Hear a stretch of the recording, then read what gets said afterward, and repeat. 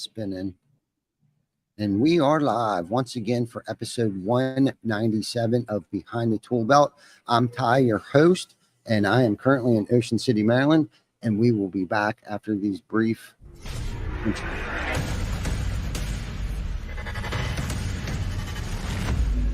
GC Backer. Roofing, siding, windows, gutter, solar. Roofing, siding, windows, gutter, solar. GC Backer, GC Backer.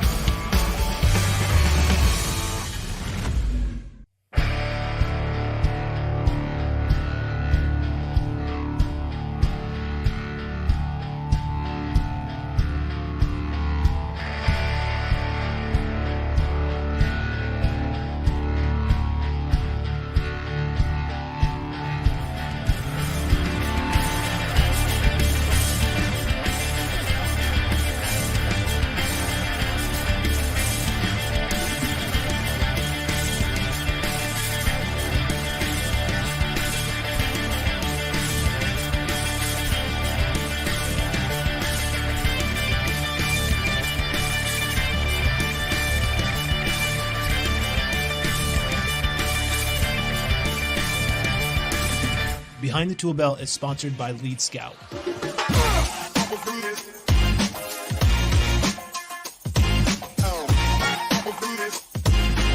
Find out more at leadscoutapp.com.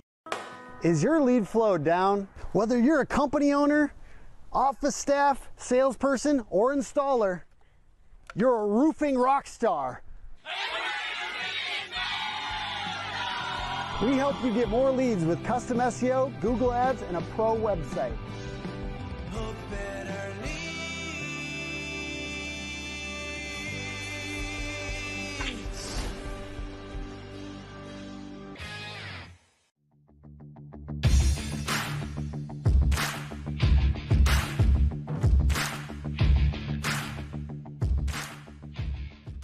GC Backer, GC Backer.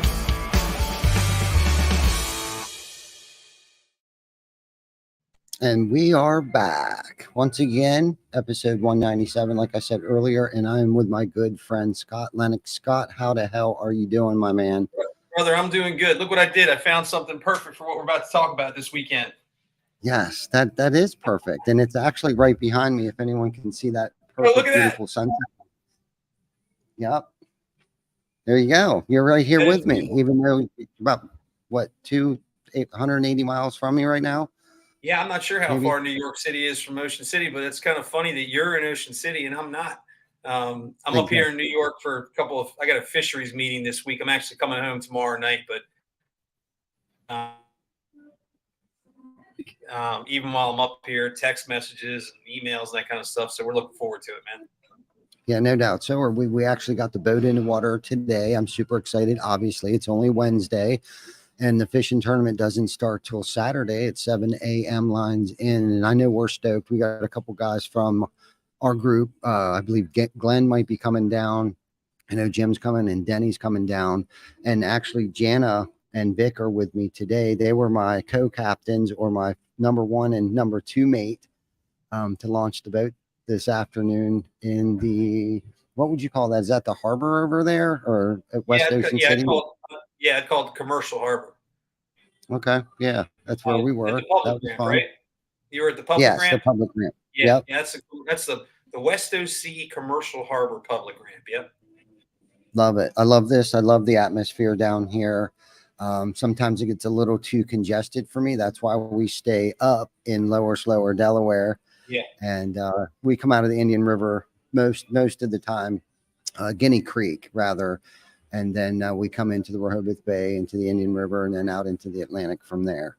Very cool. Yeah, it's fair. I've been out of there a couple of times, out of Indian River Marina. We fished for, even this year, we went and did an episode of TV show up there, left out of Indian River on opening day of sea bass. That was cool.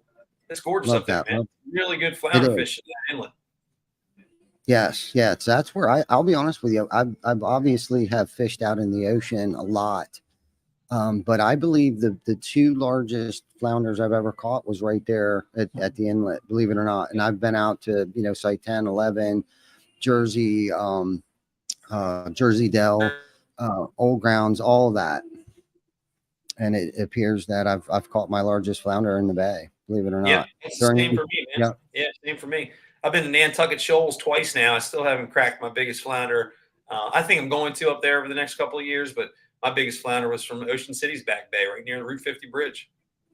nice, nice. Yeah. That's awesome. That's awesome. So Scott, before we get into like, this weekend and the TV show that you have, which is very impressive, and I think that's how we got connected, because I followed you on social media and stuff Yep. like that, but I guess, and I don't know if you've ever been asked these questions, but what attracted you? I'm assuming, or I don't want to assume, but I assume that you grew up around the docks, or at some point in time have been here for a long time. So kind of give us a background on how you got the addiction of fishing. Yeah. So when I was a kid, my dad used to just take me kind of like river fishing and pond fishing and stuff. There were 5 of us, so he would just kind of pack us all in the Gran Torino station wagon, and we'd go to places like Allen's Pond that was close to our house in Bowie, or we'd go to the Patuxent River. Some really cool adventures doing that. And when I first started doing that, I was like, man, that's really cool, fighting something on the other end of the line. And then you can get it in and either let it go, or you can take it home and eat it on certain circumstances. And I liked fish. Filet of fish sandwich is still my favorite. Oh, yeah. But then that turned into me going fishing with my really good friend Luke Bloom, who also lives in Ocean City, and he runs a charter boat in Ocean City now. So he and I we got into high school. We played baseball together. We would do the same stuff. We would go to the local pond or go to the local river or whatever. We just always wanted to be outside fishing. And then he and I moved down to Ocean City after our senior year in high school, and we just wanted to find a place to live, do the Ocean City thing, live at the beach while you're on break from college. And we were going to different restaurants and stuff, trying to find a job, just trying to make money and see what we could do, because we didn't have any experience in any of those industries in Ocean City. And we walked into Bahia Marina. I'll never forget it. We walked into Bahia Marina, and my other best friend, Jimmy Crawl, was behind the counter. And he asked us about fishing and what our interests were, and if we had ever run boats and that sort of thing. And I lied a little bit and told him that I was proficient in running outboard motors and that sort of thing. But I think what he saw that there was these 2 guys fresh out of high school that loved fishing, and he hired us on the spot. He hired us both on the spot, gave us time to come back a couple months after that, start after we got out of school. So my Ocean City fishing career started back then, 1991 at Bahia Marina. And then here we are 30 whatever years later, and I do a TV show, and my business is a magazine and website, all of it based on fishing. Sell tackle, have a tournament. And people are like, damn, man, you do a lot of different stuff, and it's all related to fishing. So I love it, man. I love it. Yeah. You'll never work a day in your life, man, as long as you love what you do. And it sounds like that's what you're doing. Bingo, brother. Yep. Bingo. And I'd worked in the fishing industry I worked in the fishing industry ever from Bahia. I worked at Bahia for 10 years. Then I moved over to Sunset Marina and opened up Sunset Provisions for another 10 years. And then I left and went into the golf business for a little bit, but I was always involved with it a little bit, but I couldn't, it wasn't my job. Fishing wasn't my job. And now it is. Now I go fishing and I talk about it, and I recommend what people should use to catch fish, and I tell people where they can catch fish and who they can go fishing with. And it's just, you're right. I don't work at all. Yeah, that's awesome. At some point in time, man, I'll have to pick your brain on where to go down here offshore and in the inlet here. That way maybe we can get a few tips for the tournament here. But how did you get in? Okay, so let's start here, I guess. What came first, the tackle, the website, the magazine, or the TV show? What came first? Yeah, actually what came first was a radio fishing report. I was working at Sunset Provisions, and my friend Paula McKenzie, who now lives in Florida, came around and was like, man, you need to do this fishing report for us on the radio station. You'd be perfect for it. All you got to do is call in. It was back when you were still using like the phone where you had to, push the dial tone to get, like you do your messages on the old answer machines and stuff.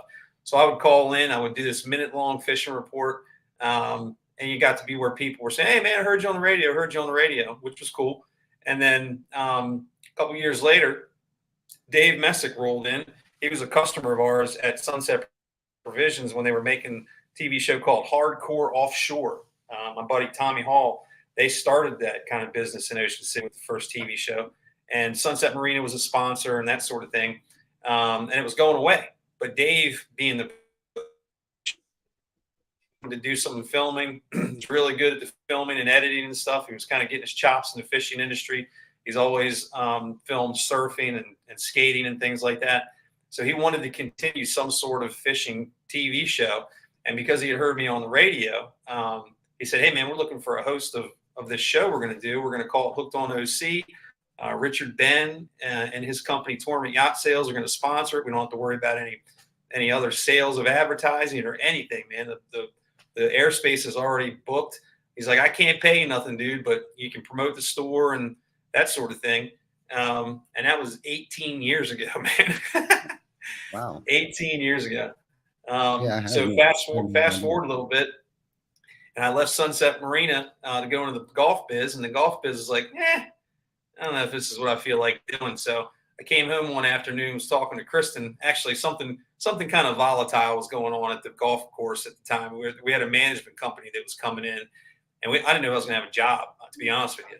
You know, management companies change hands, and they basically bring in their team a lot of times, and assistant pros, which I was. I was lucky enough to be able to stay, but they fired the head pro. So the writing was on the wall, like, how long am I going to be here? So I came home one evening and was talking to Kristen about, man, I don't know if the golf course is going to do it, and I got to kind of come up with a backup plan. What do you think about doing a magazine kind of on the format of OC Golf Getaway? OC Golf Getaway just prints their publication once a year. It's got a bunch of, golf related stuff in it, golf courses and support industry places like restaurants and hotels, things. And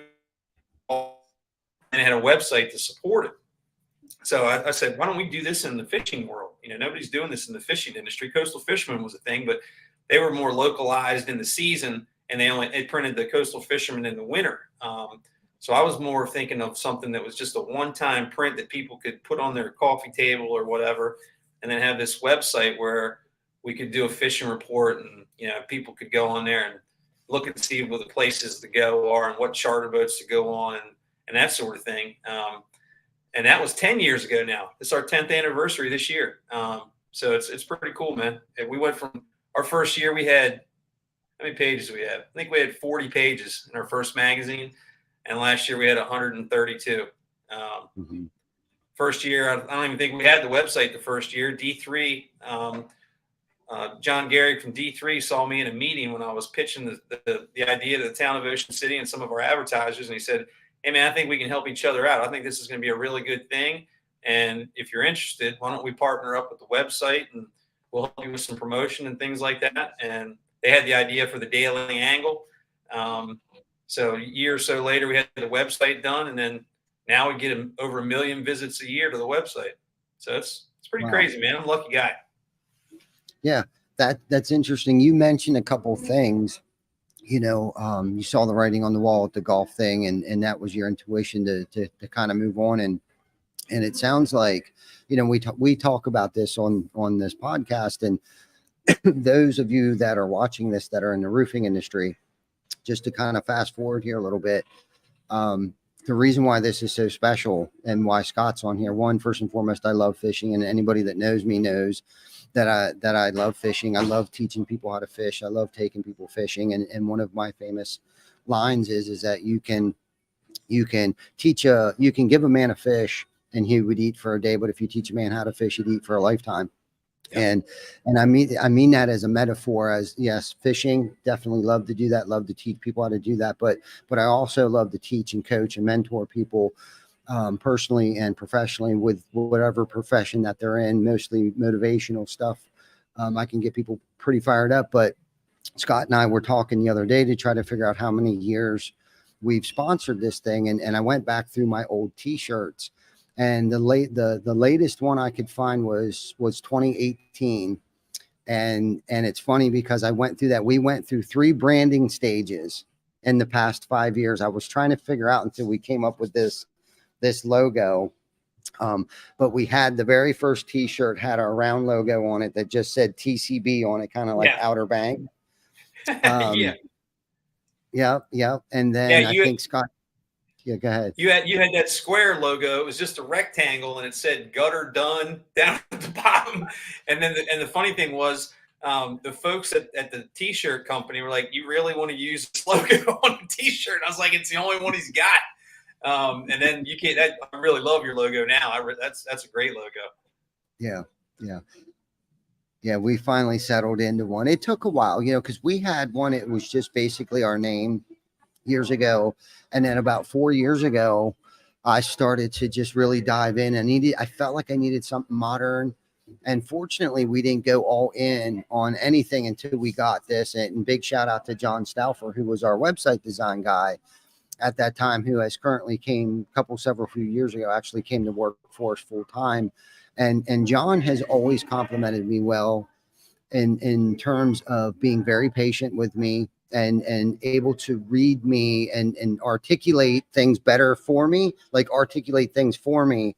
and has always done a great job at that. And this is John's work here, man. I was like, I want this, I want that. And it's like, do you understand? Because I've dealt with, other graphic design artists, whether it was, trying to wrap our trucks or website design people, and they just couldn't get what I was, they just couldn't pick up what I was putting down. And John, when I met John seemed to really pick up what I was putting down, or he's just lucky as shit, which it might be a little bit. Yeah. Whichever one, it works. Yes, it did. It didn't matter. But you were also talking about meeting people and the importance of, like, your network is your net worth, right? Like you had your buddy, when you guys went to OC and you got jobs and stuff, and then you were able to pick up where a couple other people left off at a couple other things. And then today, I mean, I know for me, I look back over the course of my 15-20 year career in roofing. I still do work for a lot of those same people. And then because of their network, we've gotten referrals from them, and it just kind of, it trickled down that ripple effect, has grown us into who we are today. And by me meeting you, we advertise and sponsor this fishing tournament. And then you run an ad for us in your magazine that's in there all year long on the shelves and stuff like that. And it's pretty cool. And I vaguely remember, I think it was 5 or 6 years ago when it was the first time. I think it was you actually threw something out on social media that you were looking for sponsors. That's what it was, man. I remember it. Yep. Yeah, That was one of the. Go ahead. We had a couple of sponsors, and long story short, how this tournament came together, even in the first place, was there was a tournament around the same time of year called the Rocktoberfest at Bahia Marina. And those guys are my friends, Sean Harmon and Eric Windrow. They put that tournament together back in the day. I used to fish it and that sort of thing. But for whatever reason, I think it was 2017, they stopped doing it. And nobody knew until about maybe 3 weeks out from the event, 3 or 4 weeks out from the event, they made this announcement, we're not doing Rocktoberfest. And a bunch of people were like, damn. And I was thinking about fishing it. So I called both of them and was like, say, man, I heard you guys aren't doing Rocktoberfest. Like, yeah, we think it's run its course, I was like, well, listen, man, if I decided to do something, would it be okay? I want to kind of use the format you do. It's not too broken. I'll just make a couple of tweaks and do it our way. And you cool with that? And they both said, man, go for it. So that was when we started doing it. And that year, I don't even think we had any sponsorships. We had 16 boats. We did what we could. We was like, hey, man, let's see if we can just get this thing off the ground. And then I think the following year was like, hey, we're looking for sponsors for the Inshore Classic. It's the second year. It's a thing we're doing. And you correct me if I'm wrong. I think this is right. And then you contacted me with like a Facebook message and said, hey, we'd like to sponsor your tournament. I'm like, the hell is this roofer from Pennsylvania want to? But you did, man. And not only did you do that, I don't know if you did the magazine the first year, but you did the fishing tournament. I think you might have done the magazine. And then the following year, we had so many people saying, hey, we'd like to give you, like, you should do like a presenting sponsorship. So I think I sent you a text message and was like, hey, Ty, we got some people asking us about being title sponsor. It's going to be this much money, but it's a huge amount of exposure. And because you're one of our first sponsors, I just wanted to tell you about it. You're like, I'm in, I'll take it. And you've done that ever since, man. You've done that ever since. I think that was 4 or 5 years ago now. Yep. Yep. 4 or 5 years ago now. Yeah. We couldn't do it without you, man. What you present the tournament for us. It's awesome. We love the support we get from the entire community. I think my passion and our passion through the team shows that we love doing the tournament. People will say it's one of their favorite fall events. It's their favorite inshore tournament of the year. And we just try and make it so like we would want to enjoy a tournament. Like I say, Rocktoberfest was in a really good place. They had a really great format with that 32-hour fishing time. People really liked fishing through the evening, having the opportunity to stay out there all night long if they felt like it.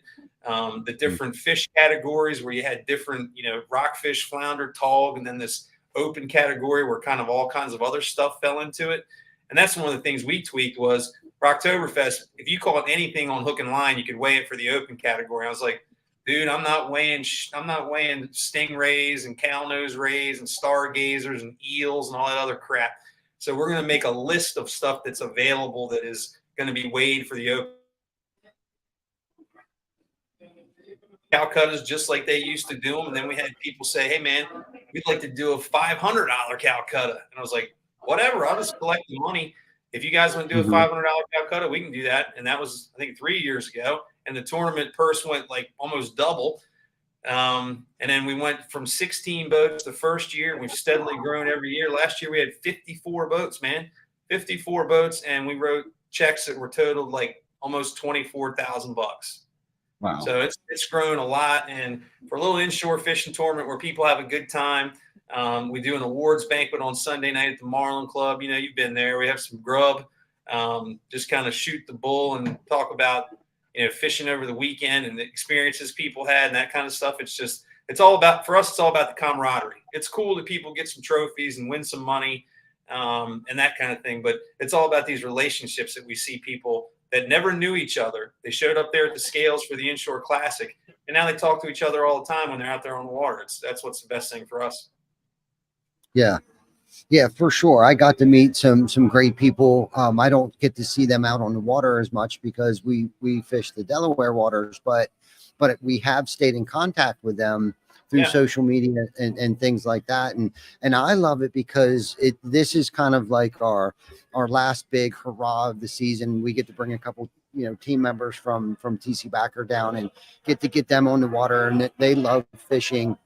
And it kind of gives us some time ourselves, the fellowship and camaraderie of us instead of working all the time. It kind of just breaks things up. We go out, we go fishing, we fish all night long, and we kill it. We work hard and we play hard, kind of thing. And it really shows. I mean, we haven't won anything yet. Maybe if you would have left it open, anything that we've hooked, we'll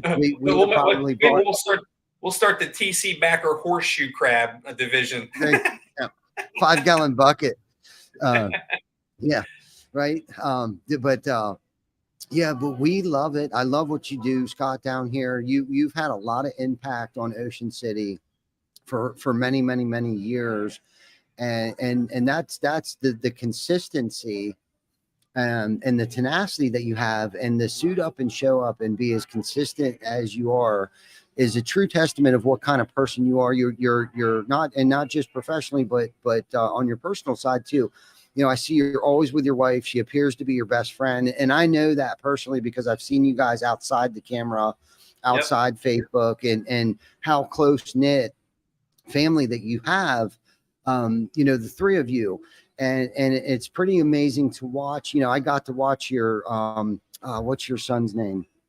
Ryan? Yes. To watch him grow up on social media over the past, however long I've been following you. To watch him grow and his awards and achievements and things that he earns and how proud you guys are of him. And to bring him up, I mean, what a life, of a child, because this is something we didn't grow up on the shore, but I always wanted to, right? And we couldn't afford it. We didn't go on vacations and stuff when I was a kid growing up. And for you to be in a position today of doing what you love and being successful at it, and raising a child around the ocean and the beach and stuff like that. It must be an amazing experience. And we all have trials, tribulations,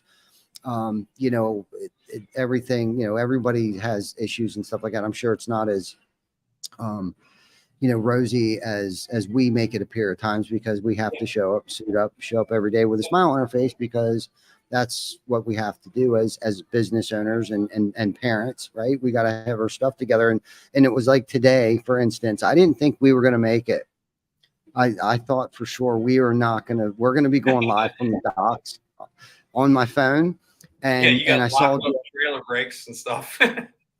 Yes. Yeah. And I saw Jana and Vic looking at me, and I even thought to myself, it's like, I got to be the person right now that's got the answer to this. Like, I got to have a plan. And it was like, we're going to make it to the hotel. That's the plan. There's no plan B or C. We're going to pull this off no matter what, because I know they'll have decent Wi-Fi there. Yeah. It's got to go off. Yeah. Yeah. Yeah, it's got to go off. Yeah, that's fine. Big shout out to you, though, brother. I mean, you're an amazing guy, and I don't know if I would have what it takes to do everything you do, and to be on the camera on a boat, fishing, and all the cool people that you're interviewing and filming and stuff. And one in particular is Big Bird Cropper. Yep. Let's give him a shout out. Give us a little background on him and how you met him and where you met him at. Yeah, so Big Bird Cropper and I kind of just learned who each other were through the fishing community. And I was already doing Hooked on OC when I met him.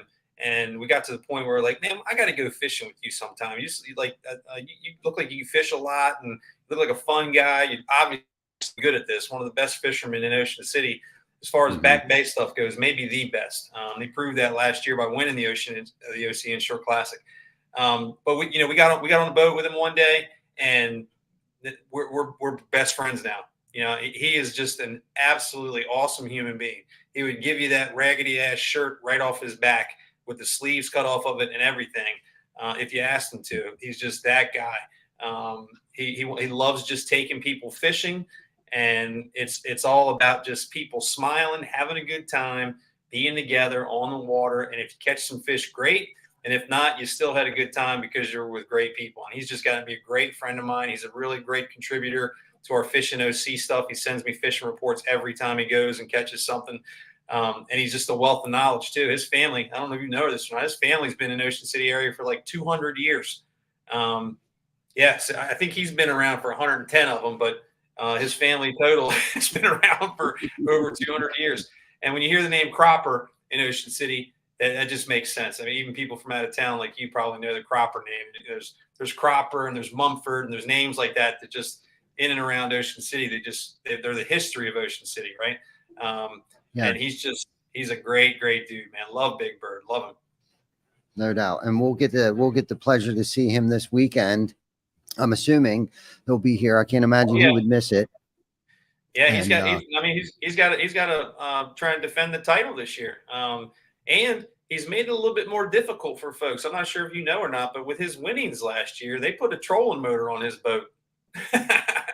Oh, no shit. Yeah. I think I saw a picture of that. And it's funny you say that, because I notice everybody at the bridge, especially at night, has a trolling motor. Yeah. But Big Bird somehow has learned over the years to I don't know if he has it in idle or what he's doing there, but he's mastered the art of anchoring in place without an anchor, with no trolling motor. So I can only imagine how deadly that's going to make him even more this year. I don't know how much he's actually going to use it, because we did an episode of the show earlier this year in the spring down at the Route 90 bridge, and I don't think he turned his regular engine on. He used the trolling. He had just gotten it, so he wanted to play around with it. But he used the trolling motor to get over to the bridge, to fish the entire bridge, and then get back over to the ramp when we were done fishing. I'm pretty sure he didn't turn his outboard on at all.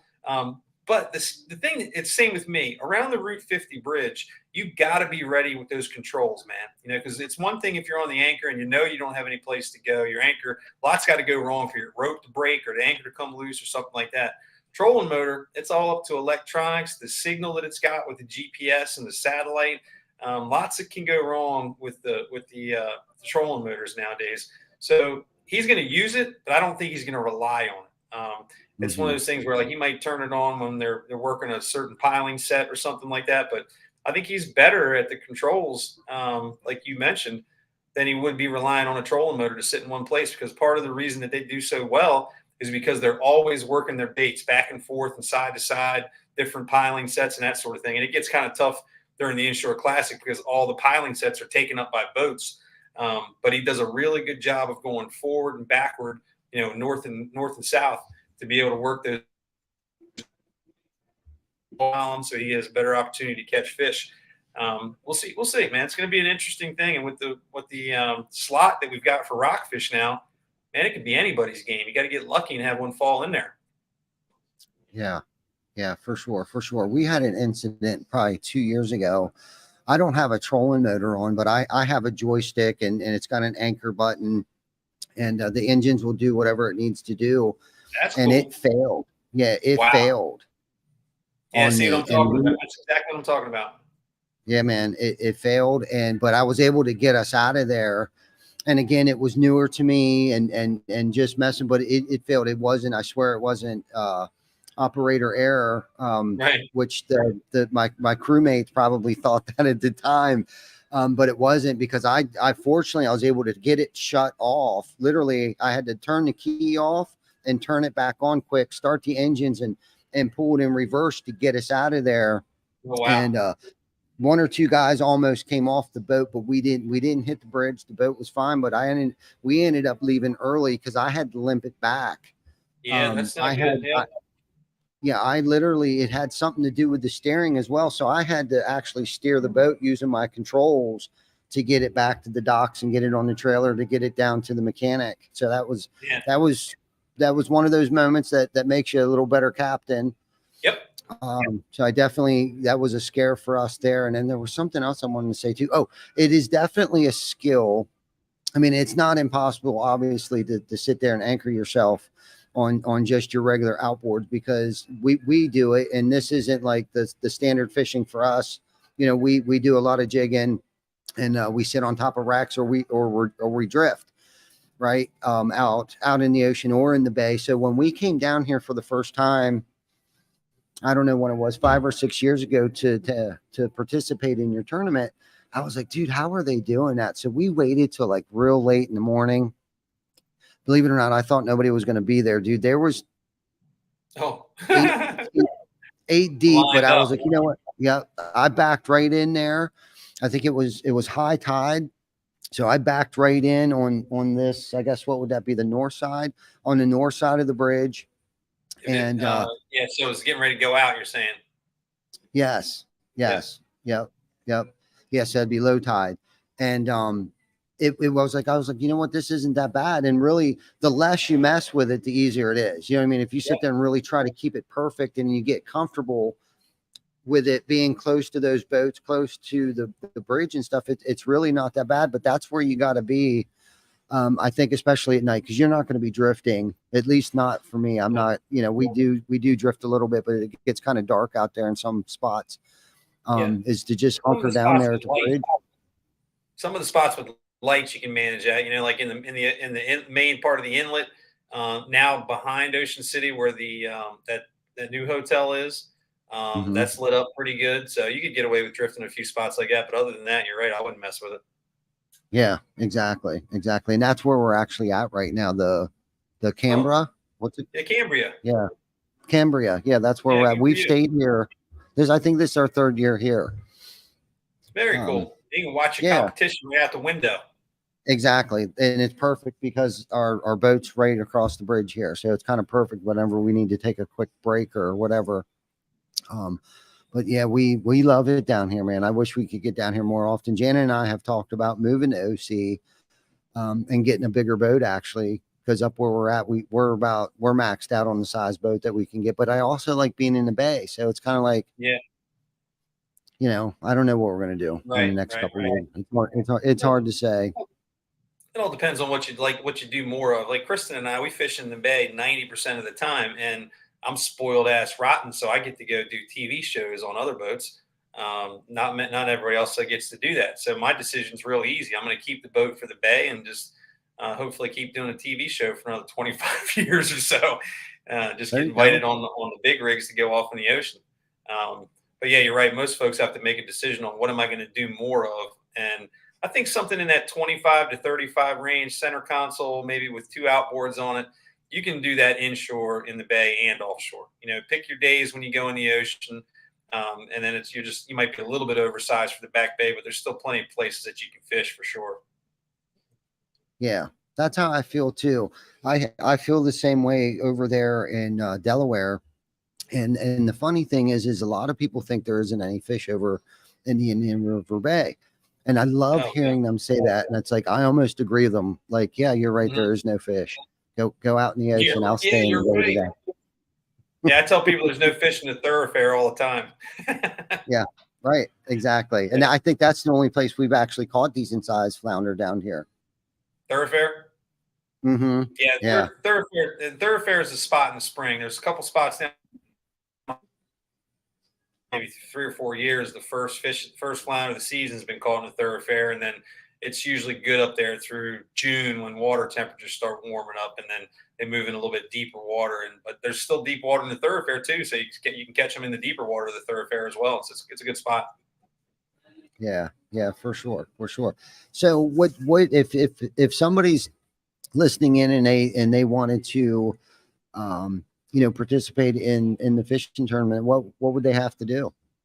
Yeah, so basically we're doing registration on Friday night, Friday from 5 until 7.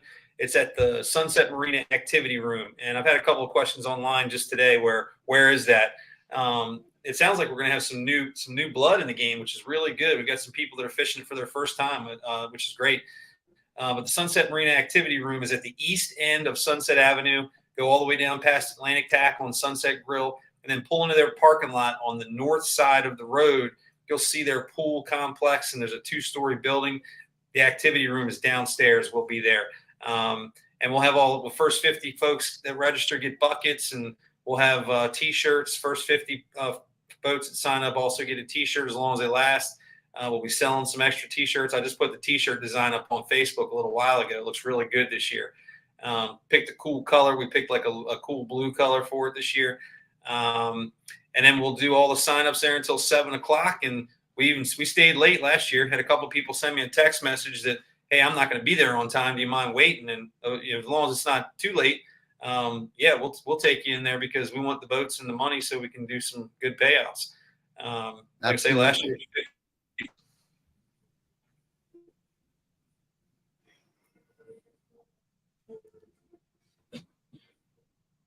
I think I lost you there a little bit. There you Am I are. back? Yeah. Yep. Now you're back. You're a little glitchy too. I don't know if it's your service. Are you on Wi-Fi too? I am. Unfortunately, I am. Yeah, me too. But you're a little glitchy, but it's not too bad. But yeah, Okay. Friday 5 o'clock we'll start. If it's like the last couple of years, there'll be some people waiting there, and we'll go a little bit early as long as we're ready to. But as soon as we open the door, we'll start signing them up. Cool. And of course, we brought some shirts. Dude, I gotta thank you for that again, man. You brought long sleeve tech shirts and hats and stuff, man, for people. It's insane. Mm-hmm. I know you get some branding out of it, but damn, bro, thank you very much. You're welcome. We don't sleep on the swag, bro. And it's usually pretty good stuff too. We don't go cheap. I want people to wear our stuff. You know what I mean? So we don't cheap out. One of my patriotic hats because of the I red, love white, and blue you got going on. I love That's this right. thing. Fit, you got the Right. I fitted love it. too. It's done. This is a nice hat. Thank you. I'm sorry Thank you I cut you very off. much. You were trying to say what you were bringing. No, that's okay. I love it. I love seeing you wear it. I love people, seeing people wear our stuff because we want it wearable. We don't want it to be just cheap stuff, and we don't sleep on the swag. That's one of our biggest things. One of our mottos is don't sleep on swag. And we've been in airports in Texas, and I've never been there before. And people are like, you guys are everywhere. I've been in Utah. I've had people chase me down, and they're like, yeah, I've seen people wearing our stuff in other countries. Like, I have no idea how the hell it got over there, but everywhere we go, we hand stuff out. It's been one of our forms of branding and touch points and things like that. And I think most of it's not even because they're using our services. I think most of it has to do with like the culture that we have. It's almost like a cult-like following that Yeah. we've created. And our most recent move is Greenville, South Carolina. We just opened up a location down there. No kidding, dude. And Good for you. yeah, it's one of our newest Kenyans. I saw him in here. He's our VP of operations down there, and those guys are killing it down there. And that's Dude, just man, where. fantastic, man. Congratulations. Thank you very much. Thank you very much. That is I awesome. couldn't do it without the team that we have. Just like I'm sure you can attest to as well. It's your team, right? Yep. It's your team and Right, the man. people. Yeah. That Yeah, you surround yourself. I'm the guy that gets the accolades just because my face is in front of everybody, right? And I appreciate that. But the tournament, when I talk about the tournament, it's me, my wife Kristen, and Dave Messick from Hooked on OC. You know, he's my man behind the scenes on the TV show. There's a reason his business is called Unseen Productions. Because he's the man. Well, he's not behind the camera much anymore, but he owns the business that puts John Ben behind the camera with me nowadays. But yeah, I mean, I've got a lot of support with both Hooked on OC with those guys, the tournament with Kristen and Dave, and the other folks like you and all of our sponsors, obviously, the folks that give us goodies and the buckets and the place to weigh the fish and all that. And then Kristen now she's working with Fish and OC as well. We've gotten so busy with the magazine and the website and the rig, all that kind of stuff. But I'm the one that gets all the hey, way to goes because I'm just the dipshits talking in front of everybody and won't shut up. Right. Well, somebody's got to do it. You know. Yeah, I don't mind. I guess it's my forte. That's right. And you do it so humbly, you know, and that's the difference right there. Most people, I think, once they get in front of the camera, either they freeze up or they take it way to the extreme of, hey, look at me, but you've never come off that way at all. You've been a very humble guy, you know, every time I've ever met you and anytime I've ever talked to you. So it takes a certain breed of person to do what you do because it's not easy. You make it look easy, Scott. Yeah, I appreciate that, and I hear that all the time. But it's the funny thing for me is, from my standpoint, it's so easy. All I really do is feel like I'm talking to a buddy about whatever topic we happen to be talking about. You know, like tonight when you said, you know, we'll just talk about stuff, I was like, sounds great. That's right up my alley, man. All we got to do is start a topic and we can go any direction, and I'm comfortable with that as long as I'm talking to somebody that's engaging with me like I'm engaging with them. One of the things I really pride myself on and has keeping me like I am and how I feel is the fact that people will see me and meet me in person and they'll say things like, man, you're just like you are on TV. And I'm like, yeah, because that's me. You're watching Scott Lenox on TV, and now Scott Lenox is standing in front of you. It's the same. It's always going to be consistent. I'm not putting on some kind of act or trying to act, you know, goofy on TV, because I do the same stuff at home with my wife and my kid get annoyed about it. But that's just me on the television. And you know this. Me here is me on this podcast and me on TV and me in my living room at home at night. 100%. Yeah. And I'll keep it 100%. that way. Yeah, no, 100%. And you have to be. It's authentic, and it's genuine. Let's talk a little bit about your tackle. Yeah, man, glad to. That's crazy. That's wow. That's the same thing. It's I've got to give my friend Dale Timmons a lot of credit, because here's what happened. I'll tell you how the tackle business started, and anybody that's watching now or watches this later on YouTube, I tell the same story because it's like we just talked about. It's the truth. It's authentic. It's what happened, and I give credit where credit is due. But so here's what happens. Dale Timmons had a company called Acetique Tackle. He was making the Deadly Double, the Double Trouble, a couple of other rigs for surf fishing and that sort of thing. And he was giving Kristen and I about 12 or 18 of them a piece every year because we loved using them. Kristen's favorite was this old purple one that he used to give her. But I got so many damn emails and phone calls and texts and questions. What's that you're using to catch flounder? What's that you're using to catch flounder? What's that you're using to catch flounder? All the time. And I said, man, Dale, I'm getting sick of these questions. I either got to stop using Deadly Doubles, which I don't want to do because they're effective and they help me catch fish and that gives me content for the TV show, or we got to start selling them, man. Me and you get together. How can we do this? Because he sold not sold the company. He basically dissolved the company because he was literally getting a pain in his neck. He was tying everything himself. He was selling it to 5 or 6 shops. He was selling thousands of rigs a year, and he just couldn't do it. Let's you and I figure out a way we can get these made overseas. We're gonna go with the components. We pick the rigs. We make sure they're tied properly, all that kind of stuff. And he said, I was in his garage. I'll never forget this. Kristen was there with me. He said, Scotty, go for it. And I was like, what does that mean? He's like, he had a file cabinet in his garage. He opened up the file cabinet. And he said, I'm going to get you a bunch of samples that we used to do. I'll get you the artwork we used to use if you want it. I'm going to give you the list of all the components and how the rigs are tied with the spinner blade size, the bead size, all of that stuff. He's like, and you just go for it. Take me to dinner once in a while. I was like, I hope you're kidding. He said, nope. He's like, you go for it. You and I are good friends. You can do what you like with this stuff. And that was 2018. I think we first came out with the Deadly Doubles from the prototypes that we had, first prototypes we had made.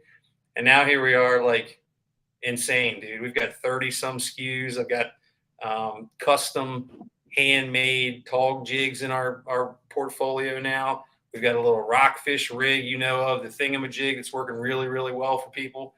And then we've got probably, I guess, 16, 17 packaged flounder rigs that people are winning tournaments and stuff with, man. It's really, really cool.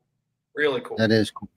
That is cool, man. There's no better satisfaction than catching something on your own rig. Yep. Or having someone else catch something on the rig that you designed, made, or own. That's got to be a very satisfying. Yeah, we use it too. We're not using the things we sell because we sell it. I've been using this stuff for years, and every time we find something that works for us, I'm like, man, how can I market this? Because I know I'm going to get the questions like, what did you catch those on? What did you catch those on? So it's really good. We actually have to kind of keep ourselves grounded because I'm so busy with all this other stuff, obviously. And I'm the sales rep for the tackle company. So it's hard for me to call on places, but we've got 32 shops now, I think, 5 in New Jersey, a couple in Delaware.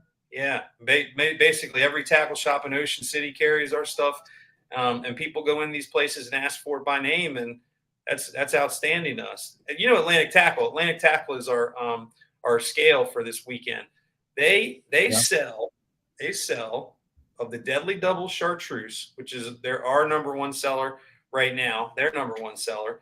They sell between 750 and 1,000 of that rig, that color, and just that rig. And they carry almost every SKU we've got. So it's pretty cool stuff. Wow. Yeah, I've seen them there. I've used most of them. I've had pretty good luck on most of them. So I can be good advocate for your tackle, man. I can vouch for your tackle. Yeah, I mean, it works. It works in Ocean City, Maryland. It works in Delaware. And that's why I wanted to bring that up, because I know it performs and it does exactly what you've ever said it was going to do. And it's pretty exciting that, hey, I know the guy that owns this company, and we use his stuff, and that's pretty cool, because awesome. a lot of this stuff you have no idea where it comes from. Who is that? Right. Exactly. And you know what else comes with that, Ty? Oh, the other thing that comes with that is whenever there's an issue with it, I'm not gonna lie, it's a fishing rig, so, and it's being hand tied. So if we have an issue with something, whatever, the hook didn't make it on the end, or the spinner blade was missing, or something like that, we stand behind every one of them. Somebody says, hey man, this happened, which doesn't happen a lot, but hey man, this happened, I'm like, what color was it? What rig was it? And then they tell me, and I replace it, and I usually give them an extra rig or two so they can, see that, hey man, you just got a one-off. Don't worry, these things work. Go put them in the water. And most of the time we've got repeat customers. Great. The great thing about fishing rigs is, man, they're an expendable commodity. Fish are going to bite the hooks off. You're going to get them snagged and lose them. And if they're working for somebody, they're going to continue to buy it over and over again. Absolutely. I couldn't agree more with that. It's with any product that you're selling or producing, that definitely, if it works, people are going to buy it, and yours definitely does that. So for this weekend, is there anything new or exciting that you want to announce, or how many boats do you think they're going to be? What's the purse size this year? Yeah, man, Kristen would kill me if I speculated on that stuff, but I do think we're going to have a good turnout. And here's what might happen: the weather doesn't look great for Friday into Saturday, but I think it's supposed to clear up pretty good, right? We got a little front pushing through. It's going to be chilly on Sunday, but I think this is what this tournament is about. You know, this is a fall tournament. People like the change of the season. They want to feel that adverse condition as long as it's not too bad. And I don't think we're going to see that this weekend. We're not going to see anything crazy. Might see a little bit of rain, maybe 10 to 15 or something, and that's nothing for where the direction of the wind's coming from, and where people are going to be fishing. It's going to be blocked pretty good. It's supposed to come out of the northwest or west, so I don't think it's going to be that big a deal. And because of the questions I've gotten from people that are new boats, we might have more than last year, man. We really might have more than last year. The only thing that would make me say otherwise is some people that are just kind of fair weather fishermen, just like, man, I'm only able to fish on Saturday morning, and it's not going to be great Saturday morning. So I'm not going to get in the tournament because of that. But I think the new folks will make up for that. And if those people do fish, I think we're going to have. And that's why we say the first 50 boats get buckets. Yeah, right. And yeah, you got to cut it off someplace, and plus have that sense of urgency a little bit too. And with the rain, I don't remember when it hasn't rained. Yeah. To be honest with you, one year it flooded like literally the streets. We could have had our boats in the streets here a couple of years ago. It flooded so stinking bad. I know it rained last year, and I think that might have been 2 or 3 years ago. And then so when I saw the weather forecast, I wasn't a bit surprised. I prepared for it, and it seems like you said, the weather's going to push out on Saturday, and then if you follow the tides, I'm kind of a tide follower. You should be. If you look at the tides, it's actually, Saturday you're going to be able to catch the late tide, and then Sunday you'll be able to catch low tide at a decent time. If that's what you're going in. Like you said, I don't think they're calling for rain. I think 8:12 is low tide on Sunday. I can't remember what Saturday's high tide was, but it was later in the afternoon or evening. So I think it's going to be perfect. It always seems to work out, at least for me or our team. It has worked out, but yet we've gone. I think we've gone to the scale once with like a 17 or 18 inch flounder. But I'm gonna put our team under a little pressure here, and say that I feel like we're coming hard, we're coming heavy, and we're coming to the scales this year. Glad to hear that, man. I'd love to give you some of that money back. That's not why we do it, but that would be kind of good. Good thinking. Good thinking. No, I'll put the pressure on the team then. Like I said, man, authentic. That's right. That's awesome. Yeah, good Scott. luck, man. There's some pretty stiff competition out there, but it's a fun tournament, man. It's a fun tournament. We love putting it on. I think people really like fishing it. And like I said, we couldn't do it without you. Heck yeah. No shit. Like, we enjoy doing it, man. I love being a part. I love having an impact on things, people, places, businesses. And I feel like this has just been one of those outlets for us to be able to have impact, even though we're not here all the time. But for us, this is a special time of year for us. We pull the boat out, next week we'll get the boat out of the water for the rest of the season till spring. And it's just a good way to finish the season, be around good people. Like you had mentioned earlier, everybody on the water seems to get along. There's no bickering. There's no drama. We all come in and we help each other out. If we're running short on something, I've had people give us stuff. We've had that couple years ago. They noticed when we were having boat issues, there was people that were willing to pull us in. I mean, we all pulled together, even though I'm not a local to Ocean City or anything like that, but it doesn't matter when we're on the water. We're all fishermen, right? That's right. And it's cool vibe. It's a cool thing. It's great what you do. Everything that you do, Scott, it's just amazing. And when I grow up, I want to be just like Scott Lenox.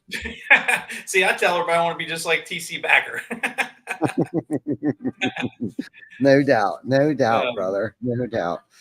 Well, we're just about at that 1 hour mark there, man. Is there anything else that you want to let everybody know about this weekend coming up, or what they should be prepared for, or Yeah, anything you know that? what? We'll announce this. We'll announce this now. I'm going to announce it in the captain's meeting on Friday night too. But this is the final year for the no anchoring rule. You know that no anchoring rule where you can't. We're going to keep it in place where you can't tie off to something, but that rule is antiquated now, man. With all of the trolling motor technology that's out there now, and most everybody's got one. We don't want one group to have an advantage over another group. So that's kind of why the no anchoring rule was in place in the first place. What happened was people would go down there, they'd throw their anchor, 2-3 hours before the tournament started. They'd stay there the whole time. And then what they'd do is call their buddy over and throw them the anchor line so that people couldn't move in and out of those spots. But now with trolling motors, people come and go, places move around. So we think people that aren't allowed to anchor are now at a disadvantage to the folks that have trolling motors. So we're going to get rid of that rule next year. We don't want to drop it on people this close. Kristen talked me out of that. I want to let folks know. So we'll mention it at the captain's meeting on Friday night too. And then it'll be moving forward. It'll be gone from the rule book. Awesome. No, that's Yeah. good. That's good. That's probably a good call that you didn't just pull the trigger on it this close to the tournament, but throwing that, seed out there now, and then, Friday night at the captain's meeting, it's probably a good idea to maybe even throw it out there a couple times throughout the course of the year and stuff like that. But I don't. Okay, there you go. Yeah, because you figure mostly everybody will be back again anyhow. So those are the people that you want to get that message out to sooner than later. Yep. Exactly right. And they got a whole year to decide whether they want to fish or not fish because of the rule change. But I don't think it's going to affect anybody. Like I say, it was something we allow anchoring outside the 6 mile an hour zone. So why not allow it at the 50 bridge? And if you want to fish for tog off a 6th Street or something, and it just makes it easier. Plus, we don't have to worry about any protesting or anything after that. It's funny because when at the awards banquet last year, I asked that question and I got about half and half. And it's the people that said, "Hey, should I get rid of the anchoring rule?" The people that raised their hand no were everybody that owned a trolling motor. Yeah, I bet. Right. I bet. Yeah, I bet. Yeah, I don't know how I feel about the trolling motor, to be honest with you. I guess I don't put myself in a situation where I don't think that I would need it. I think I've been able to maneuver the boat well enough without it. Now, there has been some times out in the ocean where I wish I would have had it because either there is no drift or there's too much drift.